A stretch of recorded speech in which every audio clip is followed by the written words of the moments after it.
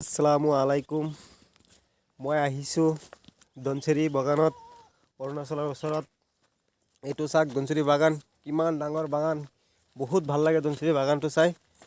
বহুত মানুহ ইয়াত চাব আহে। ইয়াত ভাল ভাল চিনাৰী আছে চাবৰ কাৰণে। বহুত পাহাৰ আছে, নদী আছে চাবৰ কাৰণে, পথৰীয়া নদী। বহুত বঢ়িয়া জেগা, একদম বহুত ধুনীয়া জেগা হয় এইটো।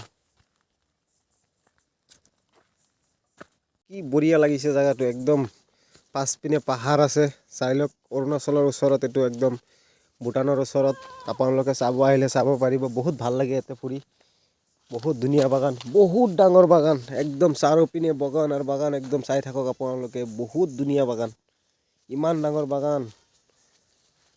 আপোনালোকে চালে একদম গম পাই যাব কিমান ডাঙৰ আছে বাগানটো। চব পিনে বাগান আৰু বাগানে আছে। সিপিনে পানী মাৰা কাম চলি আছে, বগা বগা দেখা গৈ আছে যে, তাতে পানী পৰি আছে চাওক। ইমান ধুনীয়া বাগান। ইপিনে পাছপিনে পাহাৰ আছে। পাহাৰটো অলপ অলপ দেখা গৈ আছে ইয়াৰ পৰা। এইটো চাওক পাহাৰটো, কি বঢ়িয়া পাহাৰ হয়। ঠিক আছে, আৰু পিছত দেখাই থাকিম। মই ইয়াতে আহিছোঁ ৰাস্তাৰ কাম কৰিবলৈ।